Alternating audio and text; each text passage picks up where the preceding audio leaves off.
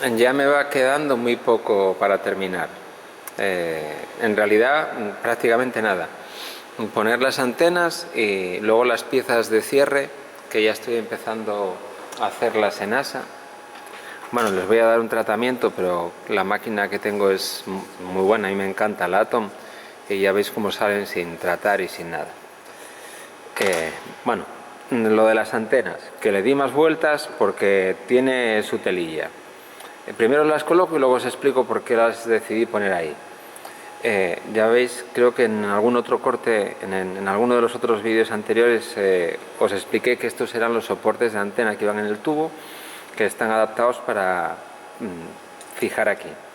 Bueno, los tenemos con cinta de silicona porque la lógica más elemental te dice, si metes un tornillo y te rompe el soporte, si lo vas a cerrar, pues luego vas a tener que quitar el cierre.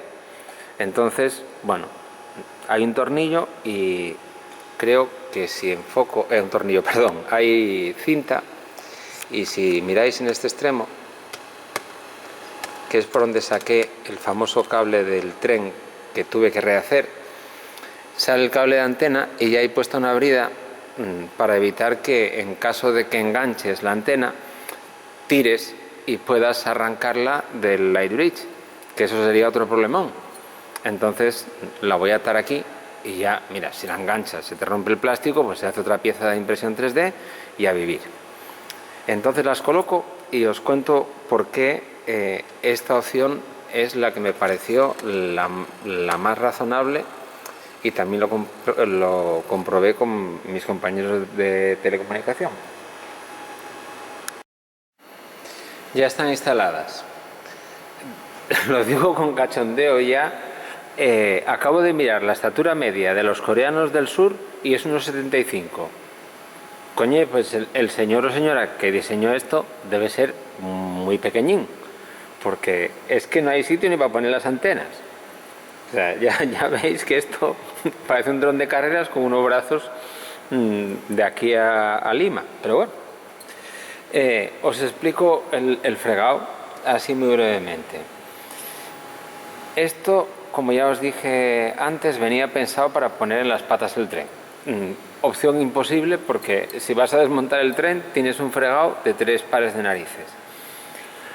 A mí me parecía que daba igual separarlas un poco más que separarlas un poco menos. Comprobado con los compañeros de telecomunicación. Hombre, ponerlas así no, pero tenerlas a esta distancia, que estarían aproximadamente una más larga que la otra, además, porque una se tiene que ir hacia ese extremo y la otra se viene para este y el light bridge está aquí, pues no iba a aportar ningún beneficio. Entonces ahora empieza el dilema de dónde las coloco, porque claro, el espacio es canijo y hay que colocarlas sobre el disco inferior, y también hay que colocarlas con un sentido lógico de no meterlas pegadas a una masa de carbono que las apantalle y no pegarlas a una masa metálica. Entonces, después de 30.000 vueltas, la solución es tan peculiar como la que veis aquí. ¿Por qué está esta aquí y esta aquí? Bueno, cuando el tren repliega, que se pone tumbado, ya no hay ningún objeto de carbono que esté ni siquiera cercano. Esto queda diáfano. Y aquí en medio, sin molestar en absoluto, cuelga el gremsi, con lo que no hay nada que incordie. ¿Por qué pongo una aquí y la otra aquí? Pues porque no la quiero acercar a esta zona donde está el funcionamiento del servo y la masa metálica. Entonces, para no colocarlas pegadas en donde hay una masa metálica, ya tengo aquí cerca esto que es metálico, no me mola mucho que esté ahí, pero bueno, no puedo evitarlo, pues pongo una aquí y otra aquí. ¿Por qué también una aquí y otra aquí? Bueno, pues porque de alguna manera esta se queda en la parte trasera y esta se queda en la parte delantera. A ver, genera un diagrama de radiación que es en esencia una esfera. Pero bueno, tengo una para las idas, dicho así, de cualquier manera, y otra para las venidas. Y luego, si os enseño el detalle de la fijación, vamos a irnos aquí. Aquí hay que garantizar, estamos hablando de un equipo serio, No, por este lado no se ve bien. Por aquí quizás mejor. En esta. Mirad cómo está. A ver si lo inclino un poco. ¿Se ve? A ver. Bueno, primero la ato al cable del tren, de manera que un tirón no me la puede arrancar Me falta la brida, que no terminé todavía. No me la puede arrancar del conector de antena, pero tampoco quiero que un tirón me la arranque de donde está la antena, la antena en sí misma. Entonces está fijada aquí para no poder arrancarla del light bridge y fijada aquí para que cualquier tironcillo que hubiese no la arranque de la propia antena. ¿Que le das un golpe a esto? Bueno, se despega y punto. No tropieza en nada, que esa es otra ventaja. Al acortar los cables, si se suelta en vuelo, que siempre puedes meter pegamento de contacto en la goma si te sale de las narices, pues si esto se suelta en vuelo, va en movimiento por aquí, pero muy cerquita, Si se despegase, pues quedaría moviéndose un poco, incluso iría fenomenal, con lo que ya no hay en principio ningún problema. Bueno, pues ya continuaré enseñándoos el resto. Como veis, ya lo tengo listo para la primera prueba de vuelo. Faltaban nada menos que 10 de estos pilares. Es un poco desastre el cómo la falta de información del plano y los componentes que vinieron o que faltaron o que hubo que reponer. Por no esperar, puse estos, que si me está escuchando María, una compañera de telecomunicación, me rompen el zen, porque no son del mismo color. Entonces, bueno, no lo muevo porque pesan un montón. Dan toda la vuelta alrededor, porque evidentemente ya me extrañaba que la parte trasera, donde va aquí, donde va sujetos los conectores, estuvieran voladizo. Pues no están voladizo porque en total hacen falta 10. Tengo todavía que meter 2 en la parte de adelante. Aquí tenéis ya una tapita puesta. Esto queda muy bien y lo podéis hacer. Yo creo que merece la pena. Esta es la impresión como sale directamente de la máquina con ASA. Pero bueno, luego si lo queréis dejar con un aspecto más chulo, con un spray de Montana, rociando desde muy arriba, pues coge ese aspecto así más o menos granudillo, que disimula las rayitas de las capas. Y para hacer las piezas, pues nada, el método es muy artesanal. Como veis, todo está hecho con plantillas. En este caso, esta pieza está hecha con un segmento del tubo que debo tener por ahí. Os lo voy a enseñar, que es un buen invento. Como ya había que cortar, pues lo que hice fue coger una anillita de esto y con mucha paciencia y un lápiz muy afilado, pues pintar el interior.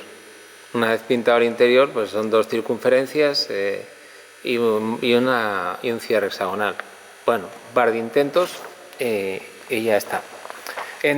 Prácticamente entra presión. Le eché unas gotitas de pegamento para que no se caiga, pero del pegamento atómico para plásticos. Entonces, nada, poco más.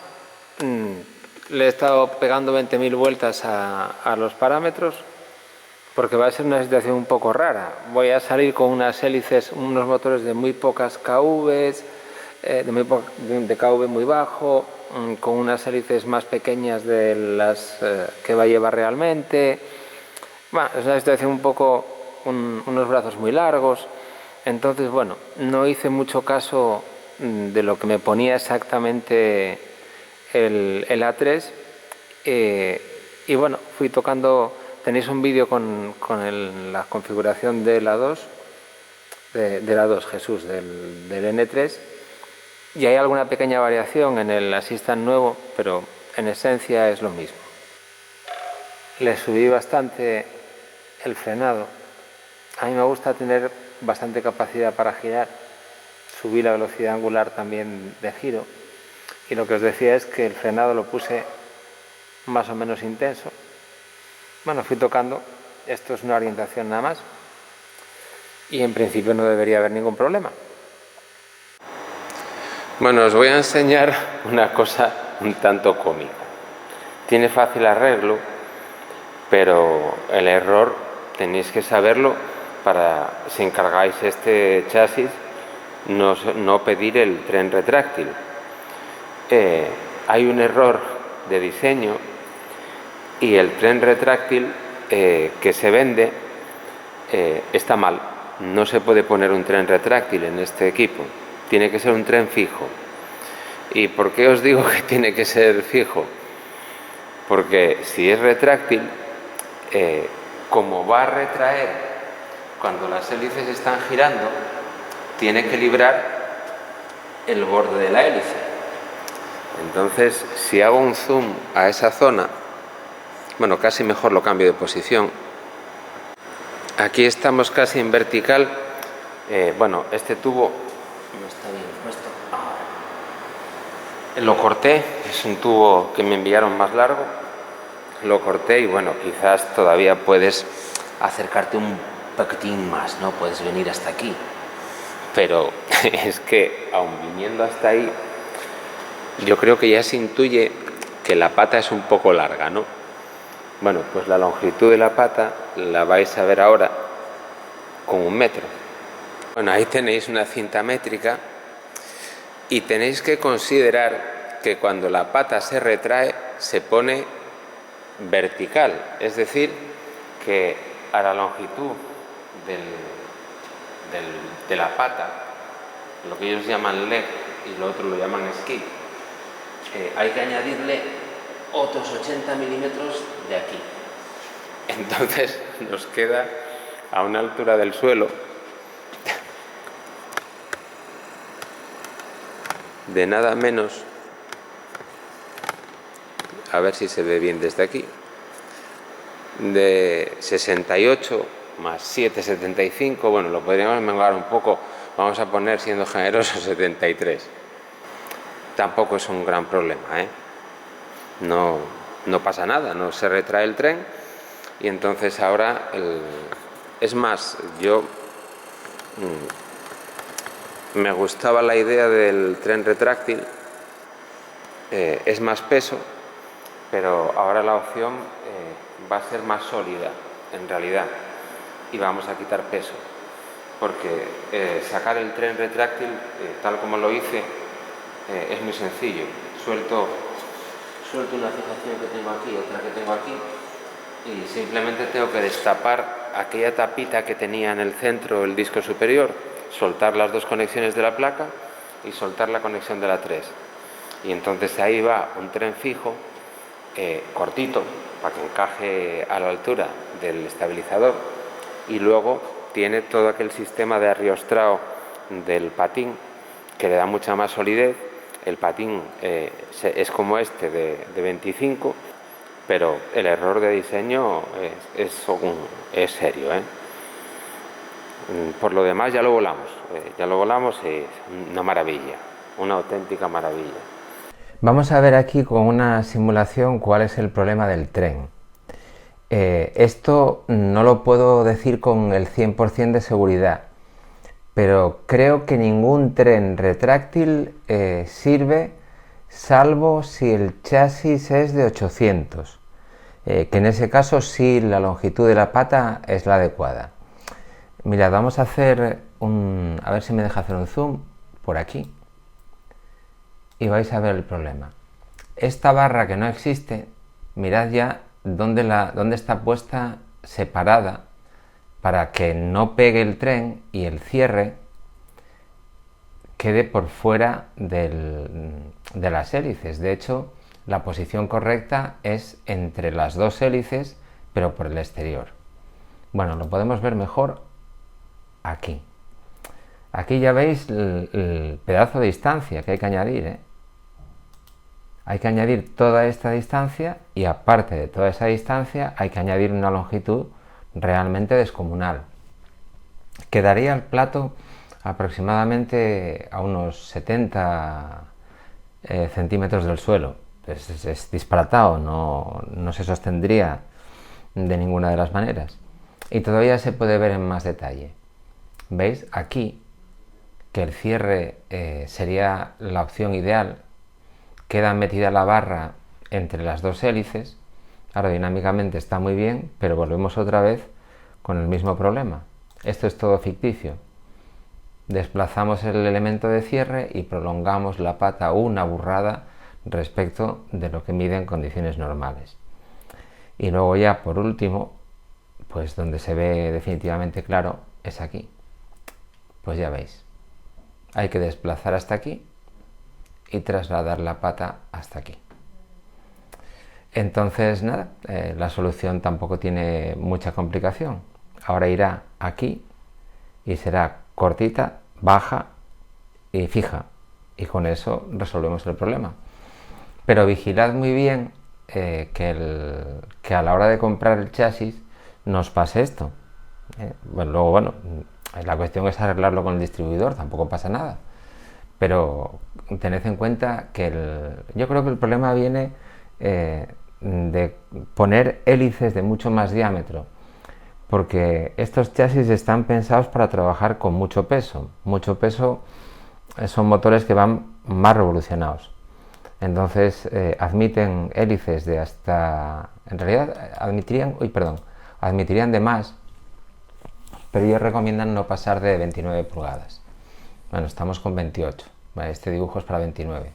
Pues con 29 es imposible plegar el tren, vamos. No hay forma posible. Pues nada, yo os enseñaré el otro, que estará partido por la mitad, estará con una patita muy corta, por aquí, con el elemento que conocéis de fijar tubos, y a lo mejor llevará una brida de refuerzo por el exterior. Tras la aventura del tren, que no deja de ser anecdótica, ya lo tenéis terminado. Hemos hecho con las baterías de Fostec que se pueden descargar hasta 2,5, descargando hasta, dejadme que me acuerde, hasta 3,48 minutos, y descargando hasta 3,1, que todavía le quedaba energía suficiente, 58 minutos por ahí.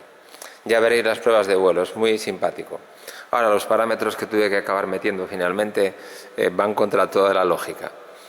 A ver si tengo tiempo de explicaros por qué van contra toda la lógica del A3.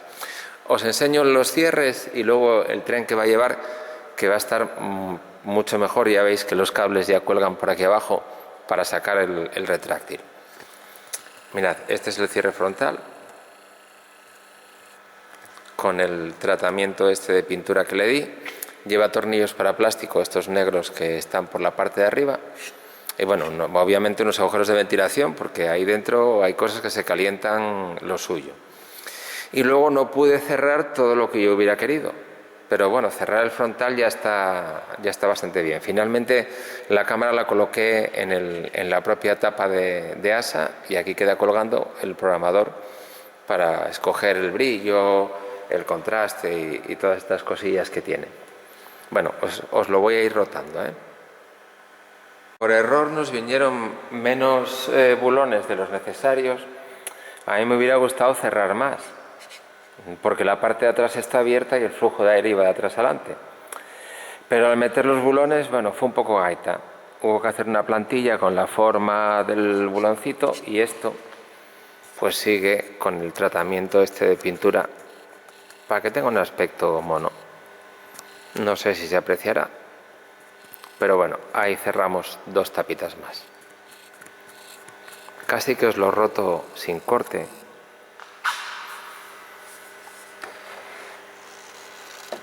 La parte trasera no tiene opción de cierre. Aquí no se puede hacer nada. Faltaban estos dos componentes porque hay tiras. Entonces opté por el LED en la parte inferior. Está atornillado. Está atornillado porque aquí se accede. Claro, no vas a meter tornillos donde luego no los puedes quitar. Y se ve muy bien, queda en un sitio perfecto. Y luego En el otro lado, pues obviamente, como todo es simétrico, pues lo mismo, ¿no? Las dos tapitas cerrando ahí. Y ahora el cambio que vamos a hacer a mí me parece positivo realmente, porque es lo que os decía. El tren retráctil está bien cuando lo retraes y lo metes entre la hélice superior y la inferior.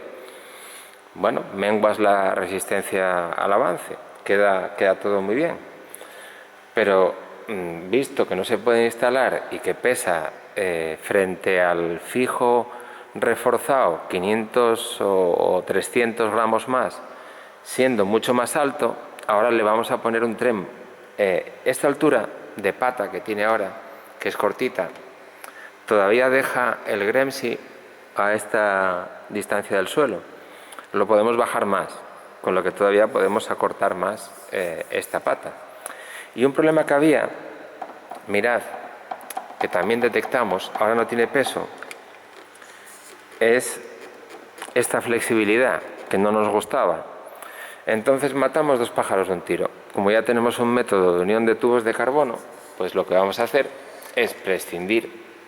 A ver si os lo dejo de forma que lo veáis. Bueno, veis la fijación que tiene este con todo su soporte para el servo y demás.